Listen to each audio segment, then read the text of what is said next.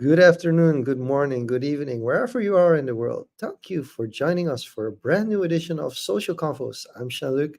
Next to me is Diego. How are you doing today, Diego? I'm doing amazing. Great to have you here with us again, Jean-Luc. We're going to have an exciting conversation, someone up our alley in the same spaces that we are. So excited to get some different perspectives. And, it's always exciting to have someone on, and you never know what you'll learn. But before we go into that, quick announcements. We're on YouTube. Don't forget to subscribe to our YouTube channel at youtube.com at Confoes. We're also on Instagram at Confoes. And most importantly, sign up to our newsletter at confoes.substack.com. That's confoes.substack.com. With that being said, it's time to head straight into our conversation for today. Today, we're going to have an awesome guest. He's from Jamaica. I met him about 2 years ago during the Wildlife program. He's a fellow digital content creator, also very active in a marketing space, has his own agency, and he has some exciting experience to share, especially abroad. And his marketing agency is called Digital Danes. I'm curious to know about the naming of that Yeah, the as Danes. We want well. to know about the Danes. Definitely want to know Right. about the Danes. So, without further ado, I would like to bring up to the stage Mr. Carlyle Grant. Carlyle, welcome to Social Convos. It is a pleasure to have you with us. It's a pleasure to be here. Thank you so much, guys. So, welcome, Carlyle. And for the people that don't know you, we have this kind of saying in Surinamese, and it's from a famous Surinamese comedian. And we kind of like to open up, especially to our Caribbean Mhm. guests, with who's your father and who's your mother? Uh, Literally. Yeah. Oh, okay. So my mom, is Hyacinth. My dad is Melvin. Um, he's no longer with us. He passed when I was young, when I was a boy. So it's been my mom most majority of my life. Um, yeah. So basically, the idea behind why we ask this question, and maybe we should Mhm. kind of phrase it a little better as well, is often that's in Suriname one of the easiest ways to figure out like who you are. And oh, Grant, Uh, oh, are you from that family? Oh, okay, do you okay, know, are okay. you familiar? So from that Mhm. perspective, um, is it similar in Jamaica where they kind of look at who your mother was and like where she worked or where people knew her from to kind of have an idea Mhm. who you are, or is it a little different in Jamaica compared to I would say Suriname? it's a little different. I think what we do is we ask based on your last name. We could probably tell if you're from a certain part of Jamaica. So like for my last name, Grant, they'd say I'm probably on the western side, coming from the western side, because that's where my dad is from, and there's a lot of us there. Um, if it's another name, they're probably on the northern side of the island. And when you really do ask them, that's where their family's from. So that's how we kind of know, who you belong to. And sometimes you realize that you're related to this person. So Um, So is there a big difference because you mentioned like necessarily east versus west, but definitely a difference in the region where you're from? But mhm, also, is there a big difference in, I wouldn't necessarily say culture, but lifestyle and view on life when you're from Kingston or from like more towards, I wouldn't say mhm. the interior, but outside of the bigger cities. Yeah, definitely. So Kingston is our capital. It's an urban city. So life there is much different from if you were in Montego Bay, St. James, Hanover.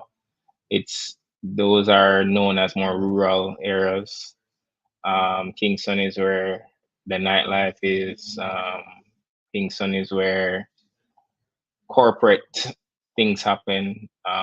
But many of us prefer outside of Kingston because you get to go to the beaches, the rivers, the events, the attractions are mostly out of town. So we call it out of town. So we have a little thing where if you once you don't live in Kingston, you're from country. So we call country like rural people. So once you're not in Kingston, you're from country. No matter where it is, you're just a countryman. You're a country person. So that's how we kind of do it. So are you currently based in Kingston or in the country? So I was born in Kingston. So I live in Kingston. Oh, it's still in Um, Kingston. No, not planning to yeah. move out in the country, as they say. No. Unless things in terms of transportation, if things improve, like if maybe there was like a train system in Jamaica, probably. But for now, Kingston is where it's at for me. But I've been to every single parish in Jamaica. What's your Except, favorite part? If we'd come to Jamaica right now, you'd have to bring us one hidden gem in the country. Where would you bring us? ooh, there's so many though. I can't pinpoint one exact place, but I would like say a parish. So I would say Montego Bay is good. Negril, Westmoreland is good. Ocho Rios. I'm sure you probably heard about Ocho Rios before. Uh, Portland as well. Very nice for beaches and hotels and excursions. Yeah, those places definitely you have is a must if you're here. Awesome. We'll add those to the list whenever we visit Jamaica. But let's move on to you now. So Hmm. you're a digital creator. You've been on an entrepreneurial journey. You've had several experiences, but Hmm. from reading a bit on your background, I think it started in the earlier days. So, what's the most unusual thing you sold during your school days? Oh, so all of these things that I did, I didn't know what I was doing. I didn't know it was marketing. I didn't know it was entrepreneurship. I just saw a problem and came up with a solution and just wanted to hustle and make money. So I used to sell sweets in high school, Seeds? lollipops, sweets, Oh, lollipops, sweets. Ah, and yeah, candies. I used to, so if I knew somebody who was selling a phone, I would sell it for them and add a markup. I used to buy lunches for people and charge them a service fee because people are lazy. So I would go to the line for them, join the line, and then pay and charge them a little extra for it for delivery. And then it turned into this big thing where we made friends with one of the guys in the cafeteria. So we just went to different classrooms. We got crates. It was like a whole thing. Got a bunch of us. We got crates from around the back of the school, and we went to each classroom, got a list of the lunches. Then he did collected the monies, and then we just went to him directly at the cafeteria. Didn't have to join the line. So I went to the side, gave him the money, and he gave us the food, everything. And we just so like we're going home with like in Jamaica, in our currency, like $1,000. In at that time would be a lot of money for a child or a teenager going because our lunch money would probably be like 500 or even less. So you're going home with more than you got to come to school with. But yeah, it was just something it just came to me and I was like, well, let's do it. People are lazy, why not? And they're willing to pay for it. Why not make money from it? So yeah, I used to do all of those things. I did events in high school. Um, Gambled a little bit too. The poker here and there. oh, Um, someone here knows all about gambling. I don't do it anymore, but I mean, just as a young person, you're exploring different avenues, trying to figure yourself out, and I just realized that I was really good at problem solving. You know. Hmm. We're not gonna go into. I know you want to go into the gambling part, Diego, but I quickly just wanna looking back at the businesses, the high school businesses that Hmm. you were running, comparing it now to the apps that you have like DoorDash on demand, especially in the US. Like Yeah. we have a lot of companies here as well trying to get into that space because Hmm. you mentioned the laziness, but also the comfort of just getting everything to your Convenient. door. Yeah. Does Jamaica have those kind of apps or services that you can just order Oh yeah, somebody to pick it up. yeah. And A lot. how tempted are you as an entrepreneur to get into that space, or are you in that space as well? Well, based on the barriers to entry, I'm not so interested. It's a lot of, especially on the development side, the apps and the processes and competition, because even the giant companies or the fast food chains, they're also launching out their own delivery services as well. So it's a pretty competitive space here. So it's not something I'm passionate or interested in, I would say. I think for me at the time at school, I was just literally just solving a problem. I wouldn't say I was passionate about doing it. It was cool to me at the time that I made this connection in the lunch in the cafeteria, and I was able to make people benefit from it, and I also benefited from it as well. So, what's the problem that sparked your current trajectory in the digital creation, in photography Mhm. and videography? Like, what did you see that needed to be addressed, and how did you approach it? That's a good question. I think I've always been creative in the way that I think. Um, I wouldn't say I'm naturally gifted at being maybe an artist or an illustrator or visual person like that, but I have an eye for it. And what really got me into getting into it heavily was really when I was in university. I was a part of the marketing club, and we had a designer that we were working with for club graphics, to promote the club meetings. And this guy was just the worst at turnover time. Like, we'd be getting the club graphic on the day of the meeting, like an hour before the meeting. So we weren't able to promote the students to come to the meetings. And I just got fed up one day, and I was like, nah, I must be able to create something. So yeah, I think Canva just came out at the time, and I went on Canva and I just started playing around with it, and I realized that okay, I was pretty good at this. Before that, I was editing videos candidly on iMovie, just playing around with it, and I just started to realize I had an eye for it, and I was utilizing those basic platforms better than somebody else who just started. So I was like, maybe I should take this seriously. And then I just started to do it more and more. I never went to school for any of these things.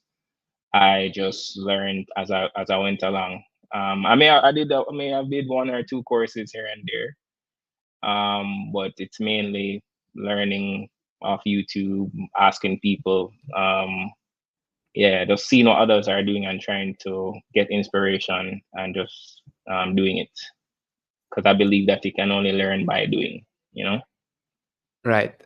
Gotta agree with that. And you mentioned Canva. I remember I was one of the early people that made a Canva account. I think when they had their anniversary, Hmm. it's somewhere there in the announcement. I think this was 2014, 2015, right? Yeah, around that Canva. time, about So 2014, I think. Yeah. yeah. So these platforms kind of made the barrier to entry lower, or kind of elevated or made it more accessible for people to create Hmm. designs, create something visual, especially for social media, Yeah. short edits, short graphics. So, how do you see the rise of these platforms compared to people pre social media that had to do Photoshop and do regular film and have to had a whole studio to create something? What's your view on this Yeah. development and the access that people have now uh, to such So platforms? yeah, so it's something I've been noticing. It's a little scary, because the pros might be a little on edge because these platforms are making their bread and butter easy to gain access to. There's so many templates to utilize. There's so many things you can do to enter a space, you can literally start a business now and do your own Canva graphics and videos and all of that. But I think just like with AI, I mean, these platforms aren't here to take over our jobs. I think they're here to just support us and to make mundane things easier. So that, for example, a high level graphic designer can focus on high level graphic designing. An editor, video editor, can focus on more high level editing than the basic stuff, especially like for social media content, like the basic stuff. These platforms can focus on doing those, cut down on time, so you can be even better at what you do. So that's how I look at it. I don't foresee these platforms taking our jobs. It's just making our processes easier. And if you do think that it's going to, I would say to try to change your perspective and let's ensure that it doesn't, because hey, we still need to earn. So you mentioned something interesting, like, hey, the things that I'm doing now or have done, yeah, they don't Hmm. get taught necessarily in school, or at least I didn't get them. But you do Hmm. have a business background and you do have a marketing Hmm. background. So I do want Hmm. to move a little bit back to like the decisions you had to make based on what you were going to study. Hmm. Hmm. And how did your like your personal interest help make those decisions in like, hey, I want to do business and management, and then from there on saying like, hey, but marketing is something that I want to have my interest in. So Hmm. how did that part go? All right. So I would have said that, so peeling it back to high school, I was just doing all these things. I didn't know that I was doing sales. I didn't know I was talking to people trying to convince them to buy from me. I didn't know I was branding myself as the resourceful guy. Um, but when I was finishing high school, I still didn't know what I wanted to pursue. And then my mom had suggested that, okay, maybe I should go into business because that seems like where I want to go. Still wasn't sure. In Jamaica, we have, once you graduate high school, you have 11th and 12th grades, which is like sixth form. We call it sixth form. Um, I wasn't accepted into my high school sixth form program because I had failed, ironically, business subjects. Um, because I failed accounts and I failed econ. All right. They still, my rental books were stolen and I refused to buy them back because they were stolen at school. So I didn't get to do those subjects so well, and I failed because I didn't get the books. So they didn't want to give me those business subjects to do at that level. So I had to go to an community college. I didn't want to do CAPE, so it was suggested that I just do a business administration degree, associate's degree. That way, I'll get to do marketing, sociology, communication, different courses that would get me into the business entrepreneurship courses and stuff. So I did that. And then after I started to fancy marketing, I started to realize that, I actually do like marketing. I like the creative side of things. I started to see myself as a brand manager, managing brands, coming up with ideas to market a product. And then when I think back, that's probably what I was doing. I was marketing my services, marketing products, the phones that I was selling, the candy. I used to burn CDs and put LimeWire songs on there for people. I don't know if you guys know LimeWire. Yeah, for sure. Um, yeah, so I was doing all of those things, but it wasn't necessarily the product. I was marketing the service, the convenience of being able to get this CD, being able to get this candy, being able to get this phone or the lunch. And then that's when it all connected. And then that's when decided to pursue marketing at university. Um, and yeah, it just picked up from there. Um, yeah. So what is one thing that you learned in class that you say like, hey, it might be very theoretical, but I still use it until this day? Uh, well, hmm. Well, they told us that the best form of marketing is word of mouth, and I truly believe that that's the case to this day. I seldom advertise my business. Yeah, we have social media presence and all of those things, but it's really through referrals that I've gotten most of, if not all, my work. Um, it's only recently that we've really been more aggressive in client acquisition and outreach. But before that, coming up, it was just literally word of mouth, or my personal brand person would know me from something and then give me an opportunity. So yeah, I think that holds true. It is the most powerful form of marketing because people want to work with people that they trust, they know, or they at least feel comfortable with. Because who nobody really wants to work with a stranger, you know. I probably would be less inclined to come on this podcast if I didn't know Diego, you know. But it was a easy yes because we're familiar, we know each other, you know. So yeah. Have you experienced this across the board from small businesses to medium sized to corporate level? Because usually when you Mhm. start scaling up to corporate, there's Mhm. whole lot of red tape and paperwork that comes with Yeah, it. So yeah. how have you experienced that? Do you have any views or experiences you can share on that? Uh, Wait, could you give me the question again? So when it comes to, word of mouth, Hmm. if it's a small business, usually it's easier to Right. enter, you speak directly to the CEO. But when it comes to corporate, there's layers, there's a marketing Oh yeah. department, Yes, there's yes. red tape. And how do you experience, how have you experienced that?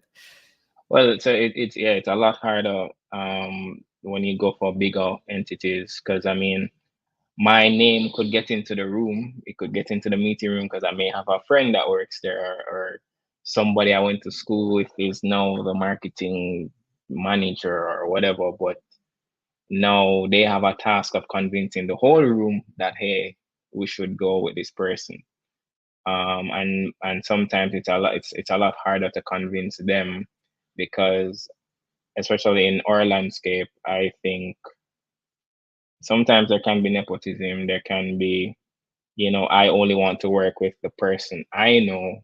So we're gonna heavily recommend them as against me being the outsider, or the connection that I have in that company, that person is not as big as the CEO or the decision maker. So it kind of gets tricky. But how I look at it, I just look at these things as law of averages. If I reach out to 100 companies, if I just get one or two, I'm good. I don't need to get everyone, every client. I feel like there's enough food for everybody. There's enough for the pie for everybody. So if I get a no here, on to the next, on to the next. I know, I know what we're about. I know the work that we do. I know the principles that we have, and somebody must believe. Somebody, even if it's some big company, must give us an opportunity at some point. So I don't let that the barriers there deter me. Got it. And in that sense, I'm curious to know, when we look at companies, you often have employees and you base Hmm. the results. You hire new employees, you fire employees based on uh, company actions or All right. progress. But I'd say the same applies to clients. Sometimes you just got to fire a client if they don't align with your values or way of work. Yeah. Have you ever fired a client for some reason? And like, what's something that you value that you say, nope, I'm not crossing that line. We are not a good match. Yeah, I've hired clients before. One in particular. Um, so they were a very small business. So we had agreed to start out at a very minimal rate. You know, Um, but I believe that no matter if they're paying me small or paying me big, you still give them good service, you know. So we're doing all that we could for them.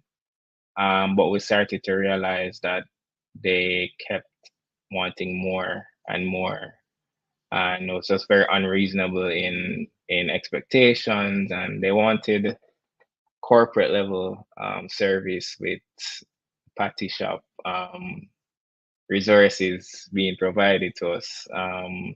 So I started to weigh the opportunity cost that, hey, I really, yes, part of my mission is to help businesses thrive, whether small or large, but it's causing us more stress than anything. So I had to just tell them, hey, we don't think we're the right fit for you, right? We're the right fit for you at this stage. And we even went ahead to even recommend maybe from freelancers that could probably take on the job for them. And yeah, it was hard. It was a difficult situation because they were coming with, but we really appreciate what you do, and we were recommending you to several persons because they told us everything in the book to force us to stay on. And I was just like, well, I mean, if you did all of those things, I have never gotten a call from all these referrals that you claim you're giving me. So I don't think it wasn't worth it at the end of the day. So I had to stick to my guns and um, just gracefully tell them that no, we're not continuing with them. And I have not seen that business around since. I don't know. Uh, you would think that if they were so great, they would have gotten. So I think I dodged a bullet there. So yeah, but it's not always easy. It's easy for you to get fired, but when you're firing a client, it can be tricky. And also, when as a business owner, you're thinking about your profits and your revenues, that's one less revenue stream right there. So, but some things aren't worth the peace of mind, and you also have to think about your team. You have to think about their peace of mind as well. And you just have to make a decision and just trust that better will come. It's In interesting the that you. Yeah, Oh go yeah, ahead. go ahead. Go ahead. Go ahead. In the context of all that, you mentioned opportunity cost.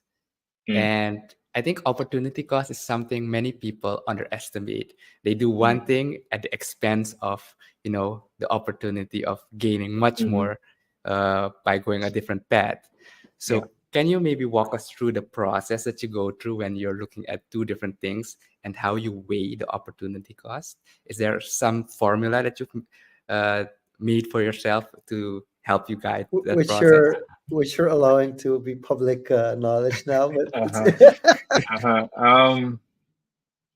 Well, I think a lot of it has to do with discernment, and also looking at the value that if I don't see where we can genuinely add value to a client at the particular stage that they're at, I'm not gonna do it. Because I'm not only in business to just make money. I could have done anything else to make money. I'm actually here to I want to make an impact. I want to actually help these brands to grow and to thrive and to build relationships. So I'm not gonna I've made mistakes before, but I'm not going to just jump at every opportunity just because of money. So if I realize we can't add any value, I'm gonna tell you no, or I'm gonna turn down the opportunity. So that's how I kind of weigh, or if I judge it as an opportunity where we both are growing, is this an opportunity where even if this client is not paying us the most, do I see areas where they have clients that they could refer us to, or they can give us access to certain barter type arrangements. There's so many variables you can look at, but it has to be a strategic approach and strategic partnership. I'm not just gonna just jump at every client because some are more stressful and are not worth the hassle and taking them on. Like you literally have to just say, even if they were giving me 1 million, for all this stress, it's not worth it. So we'll keep going. We'll keep getting 100 until we'll take 10 hundreds instead of one stressful million. You know? So from what I heard, there is basically the value. What value can you add, and that's kind of Yeah. a north compass for you to decide if you're going for that opportunity or Right. not, right? Right. So I think it's very important for every business to know their values, or every person to, do Hmm. these values align with the kind of client or work you're getting and base your decision off of that. Yeah. Because Yeah. it takes a For bold sure. decision to turn down 1 million and, Yeah. see the stress that comes with it, and, Yeah. is that worth it? And a belief, and just a belief that you will get something else. There'll be another opportunity. Because sometimes I think as entrepreneurs we're blindsided by the opportunity and just the hunger to scale and to grow. So the second this big opportunity comes, we want to jump at it, and we didn't take the time to weigh that opportunity cost. Like, is this really worth it? Is this the right time to jump at that situation? Maybe we need to just pace ourselves a bit more. And I really think sometimes we're tested, um, and a lot of us sometimes fail. So just to be a bit more strategic overall. Yeah.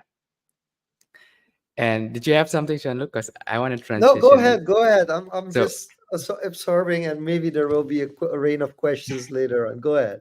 so continuing on the opportunity path, one Hmm. thing I think we talked about when we got to know each other was travel. And Hmm. I think we both agree that the best education you could get is to travel.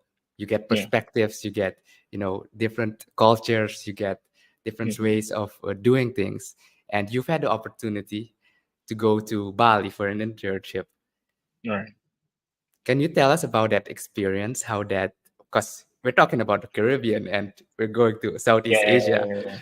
Yeah. Like, how has that experience and that opportunity kind of expanded your Hmm. repertoire, your perspectives, and Hmm. also what are the experience you brought back to the Caribbean with you from Hmm. that you had there? All right. So how I even got the opportunity. So there's well, he's no longer with us.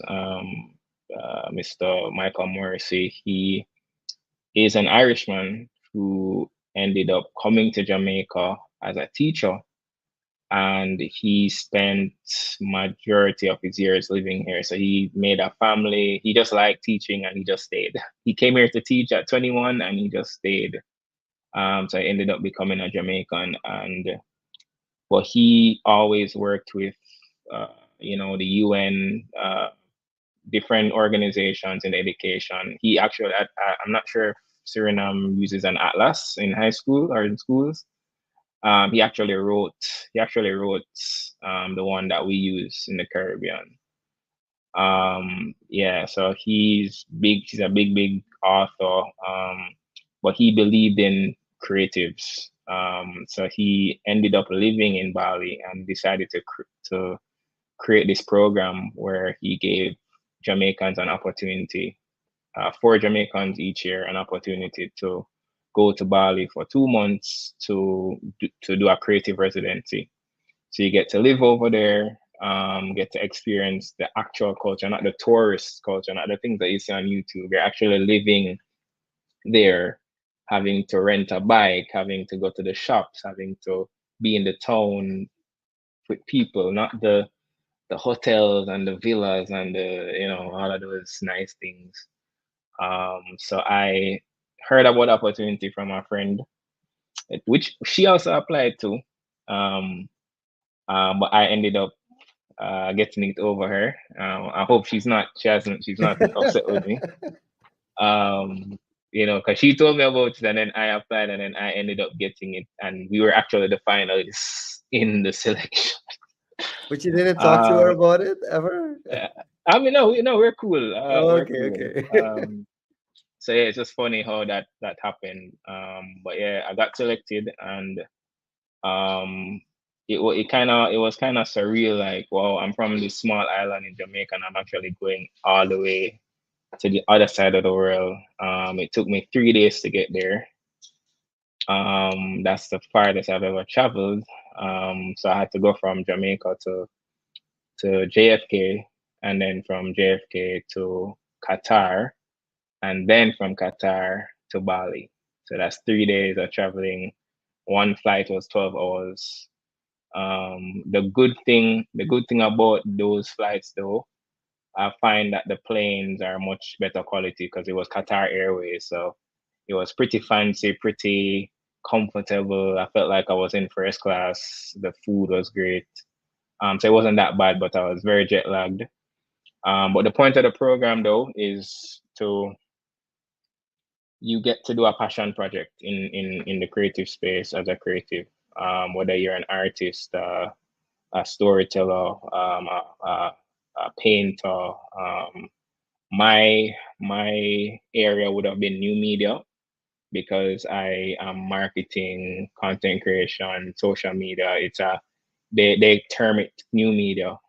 Um, so I did a documentary type series on Jamaicans in Indonesia.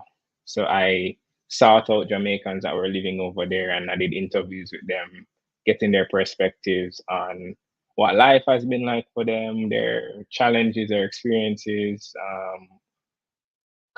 Came to realize that I thought it was just probably a handful of Jamaicans. Come to realize that there are a lot of them that are over there, that are doing big things, that are working in the UN, that are working in different organizations, and or someone is a yoga instructor.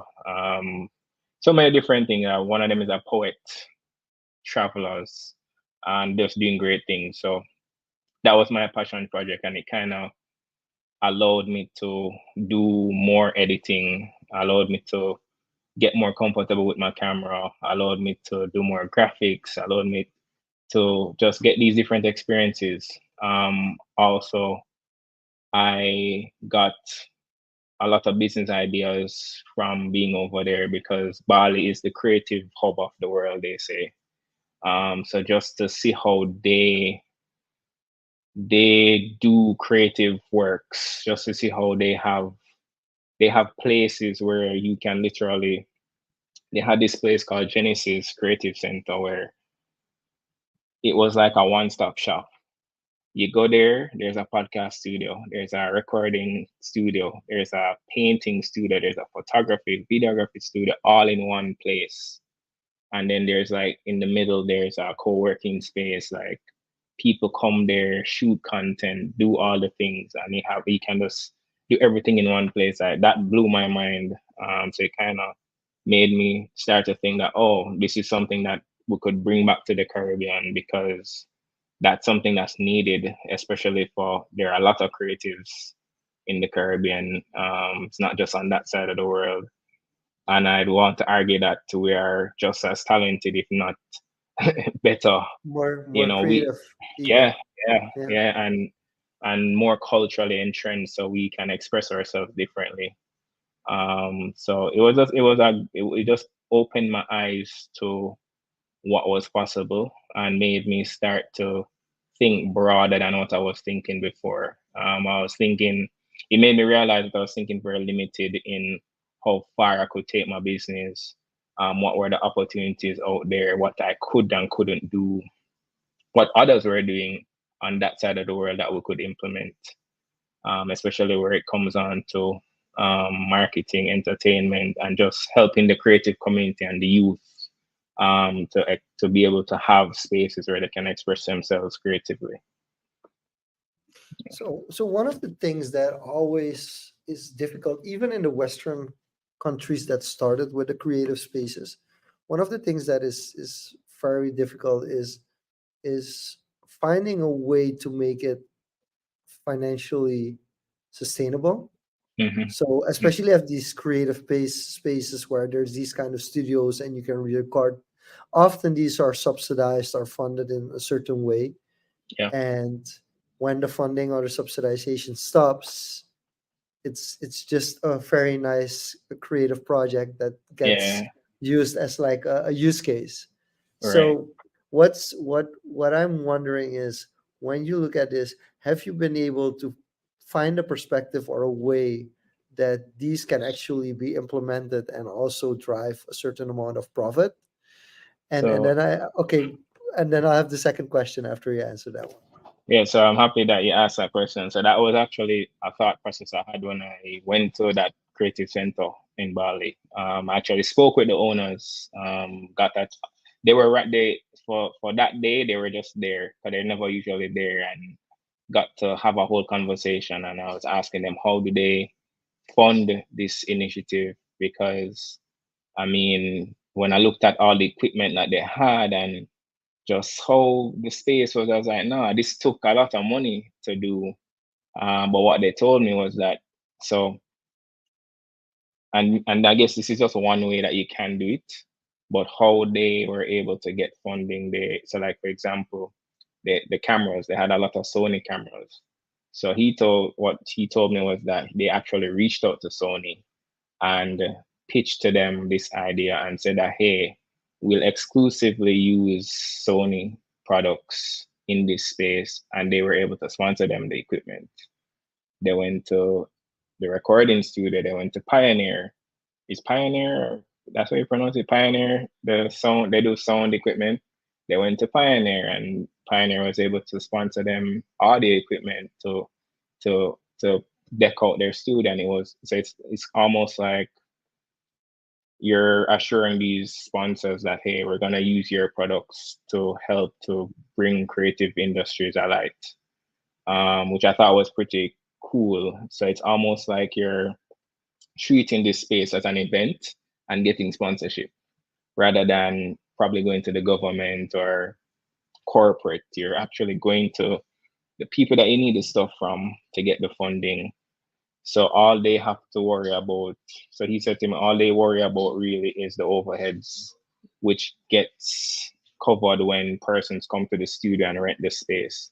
I mean, obviously it's more deeper than that, but I think that gives an idea of a way that you can, because he explained to me that these bigger companies like Sony and I guess maybe like Apple or whatever, they love initiatives like these. It's just for you to actually reach out with a package to let them know that you have this whole thing planned out. This is what you want to do, and they will support it. So I think that that's one good way I think could work. Where was these the companies, the representatives companies in Bali, or was this global or regional? So these guys, they actually aren't Balinese. I think they're Americans. So yeah, so they Uh, saw an opportunity. Yeah, so they saw an opportunity okay, yeah. and came. So I guess it's easier for them because they could. But how I look at these things though, as I said, it goes back to the law of averages. I don't think anybody's impossible to get to. I just think you have to try hard enough.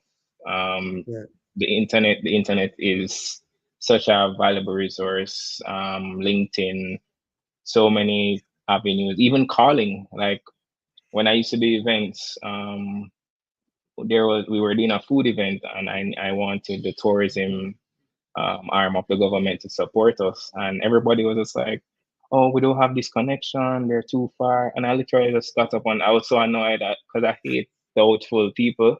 I just literally took up the phone, I called the office, and I said, hey, this is what I'm doing. We're doing a food event and we're trying to boost the gastronomical sector. And we need some support. I would love to send you a pitch. And yeah, the girl was just like, all right, cool. You called at the right time. We're looking to sponsor events. I sent her the proposal and they gave us $500,000. And that was just the tip of what they could have gave us because we asked them so late. They usually would have given us like 10 million, but I got something, but literally because I just said, hey, I'm just gonna call. If they answer, they answer. If they don't, they don't. But I'm gonna try to get in contact with somebody. I think persons look at people who are in higher roles as not people, and I think that deters us from realizing that they are just like us. So if we reach out, there's a chance that they will respond to us. There's um if you look at, it's like looking at people. Um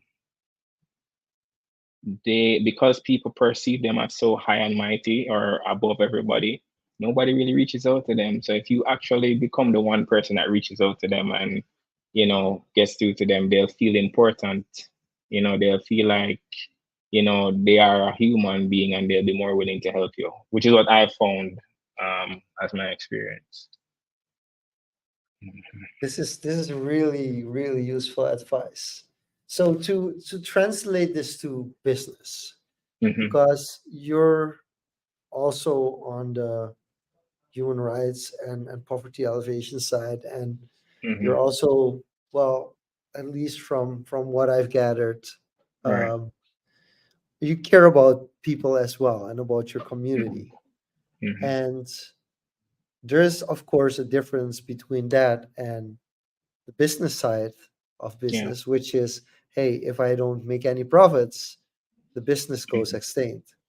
So from an entrepreneurial perspective, like when you Hmm. decided to start on your for yourself, like what were the biggest factors for you to decide, like, hey, I want to become an entrepreneur, and then from there, this is how I want to scale my business. Hmm. ah um that's a tricky question to answer. I think what would have I mean, all right, let's be real. Everybody wants to be rich, everybody wants to be successful. I want to make profits, and I want to be able to have the freedom to do as I want, with my life. Um, but I think it gets deeper in the sense of, for me, why I'm so passionate about youth and youth development and the creative sector is because I remember I didn't have certain opportunities. I didn't come from money. I didn't come from affluence. I came from a very, very, very humble background, single parent home. Um, and as much as I was, and I think some of those circumstances actually pushed me to become an entrepreneur, pushed me to become a creative, because even me coming up with ideas in high school to make money was because I didn't have any. I didn't have those opportunities. So I'm trying to pay it forward in a sense to give youth, to show them from early that, hey, you don't have to go through as much hardship as I did. You can be exposed to these opportunities now. Um, and I think because I'm doing that, there comes certain blessings that follow that. So I guess more opportunities come for the business to grow. And I mean, I think God also helps me because of that mission to keep the business afloat, keep it sustained, because I think I'm doing the right things. Um, yeah, I think that's the best way I can answer that question, because it's pretty tricky. Because yes, money is there to be made as a business owner, you want to, but I'm fueled more by purpose and fueled more by the impact that I can make doing what I'm doing, doing what I love, and the freedom that comes with that. Because had I been in a 9 to 5, I wouldn't have been able to go to Bali. I would not have been able to do YLI fellowship. I would not have been able to get travel certain places and get certain experiences. So I know for sure that I'm doing what I'm supposed to be doing. Yeah, it all boils down to opportunity. And I think you mentioned it as you described the process, you've experienced it, and that kind of Hmm. shaped you into making these decisions and getting these opportunities and Hmm. paying this forward. I think it's important for us to remember that hardships do shape you, Yeah. but there should be something at the other end that's ready to catch you. And oftentimes in developing areas, that part is missing, and then they just spiral into uh, in that they stay into that Mhm. mindset. So with that being said, I think we can do one or two quick over unders, Jean-Luc, and wind down. Unless you had another pressing question. No, I think we can definitely do a couple of overrated, underrateds. So overrated, underrated, Carlisle. We're gonna give you a topic, a quick topic, and you just say if it's Mhm. overrated or underrated, and Okay. no elaborate explanation needed. Just your personal opinion on the topic. Or So if you want to All give right. an elaborate explanation, you're free to do so. Okay. yes, so I got one already. Dogs, overrated or underrated? Underrated. Hmm. Okay, Um, Jamaica's in national investment into track and field. uh, Underrated. Um, yeah, I don't think we get enough credit for how much we invest in track and field. Yeah. Hence why we have the fastest man in the world. Island life, underrated or overrated? Hmm. Overrated. Wow, that was quick. um, yeah, I mean, I had a blast when I was in Chicago for a while. I loved every second of it in the city. That was the apartment, everything about it was great. I guess because I lived here all my life, I would say it's overrated. But hey, for tourists, for people who aren't used to it, come here, you know? Okay, you got one more, Jean-Luc? Yeah, of course. I have to ask it because it's a different country, so I want to know. TikTok, overrated or underrated?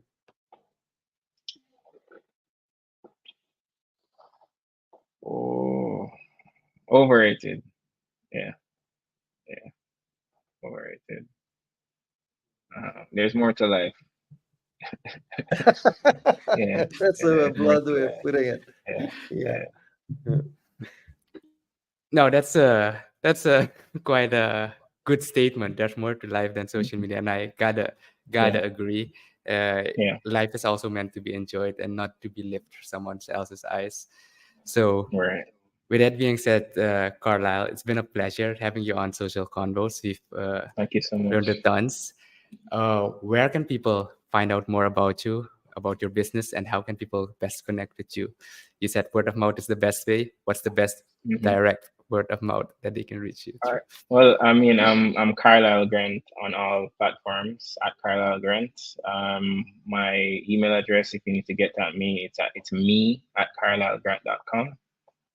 My business is at Digital Danes on all platforms. Our website is digitaldanes.co. Yeah, I'm easily accessible. I try my best to respond to everybody. I try my best to get to everybody. I'm not the type of person who you reach out to and I won't get to you. I may take a little while, but I will get back to you. So yeah, if anybody wants to have a discussion or wants to talk about an opportunity, I'm here. I'm looking for regional opportunities now. So let's talk. Which leaves with just one question because we briefly Hmm. touched upon it in the beginning, Hmm. but tell us a little bit about the Danes. Right. Yeah, we didn't get to touch on that. So, all right. So the name.